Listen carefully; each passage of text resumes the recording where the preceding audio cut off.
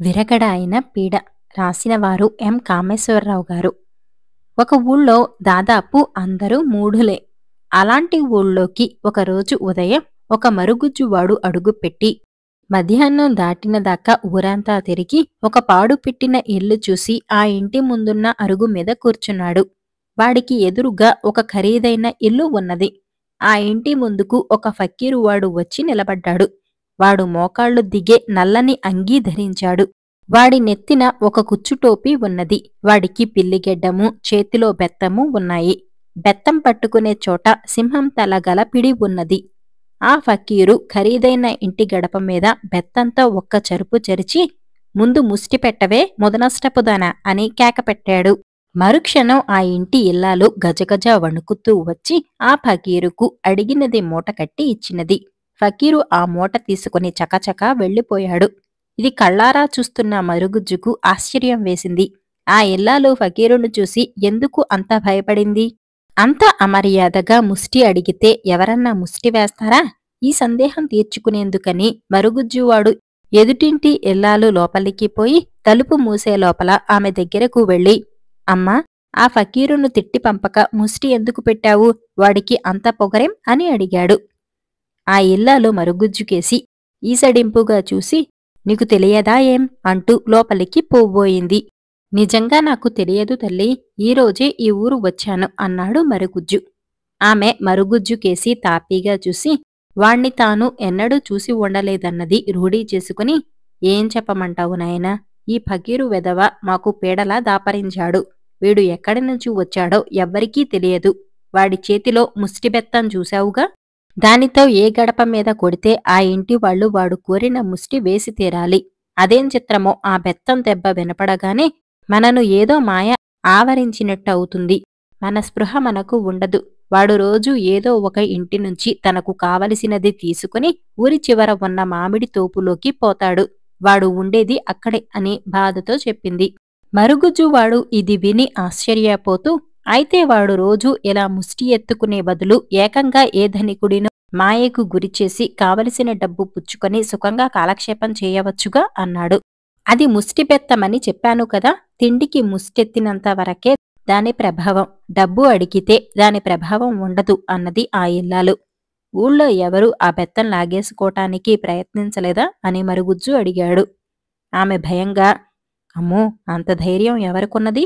అదీకాక ఆ ఫకీరు దాన్ని చాలా జాగ్రత్తగా కాపాడుకుంటాడు" అన్నది. "ఆ ముష్టిబెత్తాన్ని నేను సంపాదిస్తాను" అన్నాడు మరుగుజ్జు.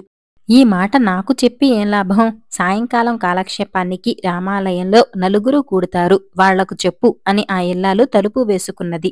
ఆ సాయంకాలం మరుగుజ్జువాడు రామాలయం వద్ద నలుగురినీ కలుసుకుని తాను తలపెట్టిన పని గురించి చెప్పి, "మీ సహకారం ఉంటే నేను ఈ పని చేయగలను" అన్నాడు. కొందరు మరుగుజ్జివాడి మాటలు ఖాతరు చేయలేదు. కొద్దిమంది మటుకు, "నీకు కావలసిన సహాయం ఏమిటి?" అని మరుగుజ్జును అడిగారు. మరుగుజ్జు వాళ్లకు చెప్పవలసినది ఒకటి రెండుసార్లు విడమర్చి చెప్పి పాడుపడిన కొంపకు వెళ్ళిపోయాడు. మర్నాడు ఉదయం మామిడి తోపులో ఫకీరు నిద్రలేచేసరికి కాస్త దూరంలో మరుగుజ్జు నిద్రపోతూ కనిపించాడు. ఫకీరు ఆ మరుగుజ్జును పట్టించుకోక తలకింద ఉన్న బెత్తాన్ని తీసుకుని ఊరివైపు వెళ్ళిపోయాడు.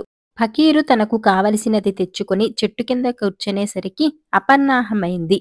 వాడు మరుగుజ్జుకేసి చూస్తే మరుగుజ్జు చెట్టుకు చేరగెలబడి కూర్చొని కునికిపాట్లు పడుతున్నాడు. వాడికి ఎదురుకుండా ఒక కుండ బోర్లించి ఉన్నది. దాని పక్కనే సన్నని ఇనుప ఊచ ఒకటి ఉన్నది. చెట్టుమీద కాకి అరచిన అరుపుకు మరుగుజ్జువాడు ఉలిక్కిపడి కళ్ళు తెరిచి ఫకీరుకేసి తినేసేలాగా చూసి తన ముందు బోర్లించి ఉన్న కుండ మీద ఇనుప చువ్వతో 3 సార్లు కొట్టి ఊరుకున్నాడు.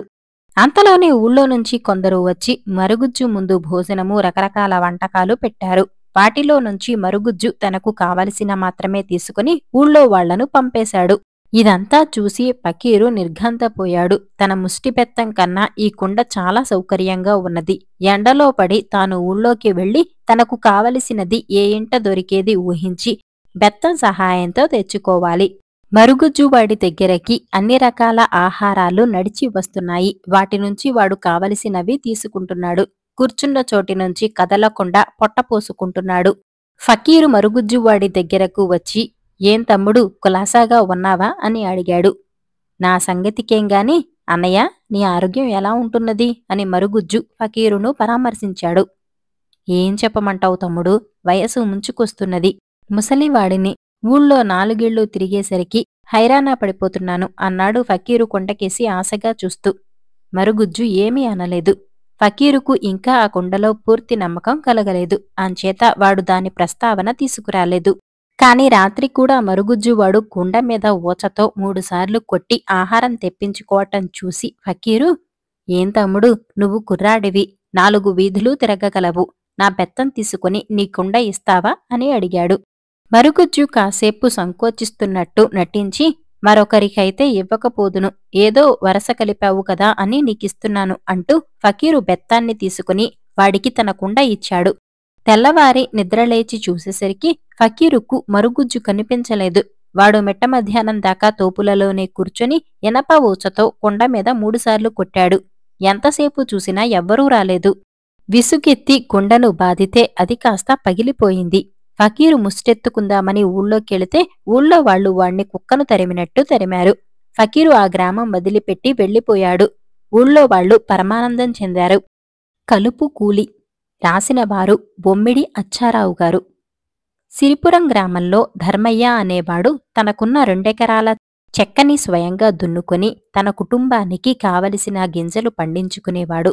ఉన్నంతలో అతను ఒకరికి సహాయం చేసేవాడు కాని ఎవరినీ చెయ్యి చాచి అడిగి ఎరుగడు. ధర్మయ్య పొరుగున ఉన్న భద్రయ్యకు బంగారం పండే మాగాణి 25 ఎకరాలున్నా ఆ రాబడితో తృప్తిపడక వడ్డీ వ్యాపారం చేస్తూ ఉండేవాడు. ఈ వ్యాపారంతో అతను చాలా మందిని పీల్చి పిప్పి చేయటం వల్ల విధి లేక అతని వద్ద అప్పు చేసిన వాళ్లు అతన్ని పులిని చూసినట్టు చూసేవారు. గ్రామాధికారి భద్రయ్య మనిషి అతని చేతి కీలుబొమ్మ. అతన్ని అడ్డం పెట్టుకుని భద్రయ్య మకుటం లేని మహారాజుగా ఏలుతున్నాడు సిరిపురంలో. పేద ప్రజలు తమకు అన్యాయం జరిగినా చేసేది లేక మౌనంగా భరించేవాళ్లు. తనకన్నా ధర్మయ్యకు ఊళ్ళో ఎక్కువ గౌరవము, మంచి పేరు ఉండటం చూసి భద్రయ్యకు చాలా మంటగా ఉండేది. ఇలా ఉండగా ఒకరోజు భద్రయ్య గొడ్లు ధర్మయ్య పొలంలో పడి అతని పంట చేను నాశనం చేశాయి. చేతికి అందనున్న పంట నాశనం అయ్యేసరికి ధర్మయ్య కంటనీరు పెట్టుకున్నాడు. గ్రామాధికారికి చెప్పుకుని లాభం లేదని అతనికి తెలుసు. అంచేత అతను కిమ్మనకుండా ఊరుకున్నాడు. కాని భద్రయ్య అతన్ని అంతటితో వదిలిపెట్టక ధర్మయ్య తన గొడ్లను చావబాదాడని గ్రామాధికారి దగ్గర ఫిర్యాదు చేశాడు. గ్రామాధికారి భద్రయ్య దగ్గర లంచం వేసి ధర్మయ్యను కచేరీకి పిలిపించాడు. ధర్మయ్య వెళ్లేసరికి గ్రామాధికారి దగ్గర అనుయాయులతో బాటు భద్రయ్య కూడా ఉన్నాడు. మీసం మెలేస్తూ, ధర్మయ్య, నువ్వు భద్రయ్య గొడ్లను చావకొట్టావట, దానికి నీ సంజాయిషి ఏమిటి అని గ్రామాధికారి అడిగాడు. ధర్మయ్య నివ్వెరపోయాడు. పంట నష్టపోయిన తాను ఫిర్యాదు చేయవలసింది పోయి తన మీదే ఫిర్యాదా? అసలు జరిగిన విషయం ఇది. భద్రయ్య గారి గొడ్లు నా పంట పొలం మీద పడి నాశనం చేశాయి.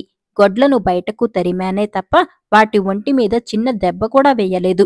నష్టపడిన నా మీద ఇలా ఆరోపణ వేయటం ధర్మం కాదు బాబూ అన్నాడు ధర్మయ్య. నాకే ధర్మపన్నాలు చెబుతున్నావా? మేం తలచుకుంటే ఈ సిరిపురంలో నీకు పిడికెడు బియ్యం పట్టవు.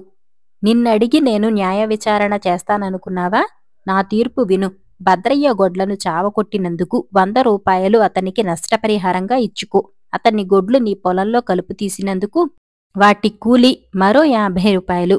మొత్తం 150 ఇచ్చుకో అన్నాడు గ్రామాధికారి. ధర్మయ్యకు మతిపోయినట్టయింది. గొడ్లు కలుపు తీయటమేమిటి బాబూ అని అతను అడిగాడు. భద్రయ్య గొడ్లు నీ పొలంలో కలుపు మొక్కలు మాత్రమే మేశాయి. నువ్వు వేరే మనుషులను పెట్టి కలుపు తీయించనవసరం లేదు. వాళ్లకిచ్చేది భద్రయ్య గొడ్లకే రావాలి అన్నాడు గ్రామాధికారి.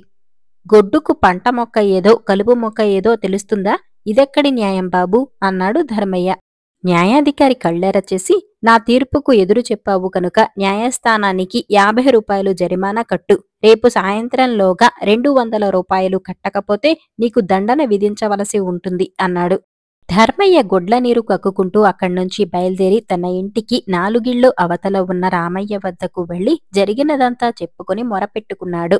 రామయ్య కూడా ధర్మయ్యలాగే సజ్జనుడు. ఇద్దరూ మంచి స్నేహితులు.